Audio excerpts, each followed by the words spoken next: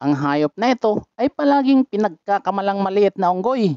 Ito ay maliit na may malalaking mata na diretso ang tingin na animoy nakatitig lamang. Isang uri ng unggoy na nanganganib ng mawala.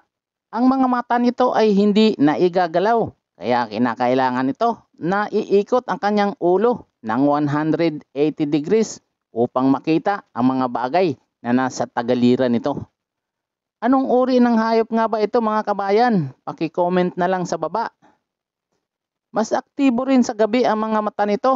Ang mga mata nito ay sanay sa dilim, kaya't sa gabi ay lumalaki ang mga pupil ng mga mata nito na halos matakpan na ang buong iris nito.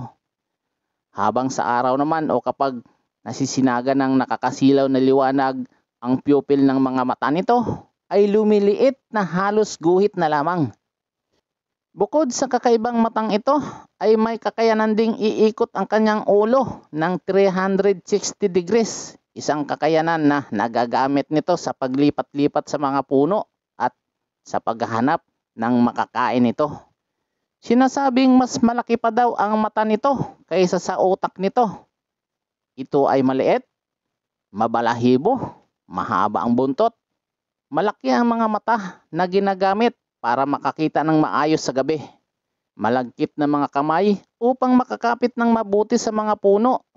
Kumakain din sila ng karne at may malalakas na panga at malawak na bibig. Hindi pwedeng gawing pet o alaga ang hayop na ito dahil parang nababaliw sila kapag sila ay ikinikulong. May mga kaso pa ngang naitala na nagpapakamatay daw ito sa pamamagitan ng pag-untog ng sarili nito sa matibay na bagay dahil sa matinding lungkot.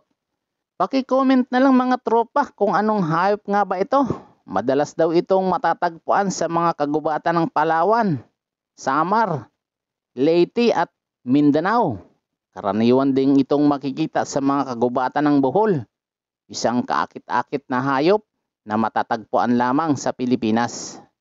Mga kabayan, paki-comment nga kung anong hayop nga ba ito.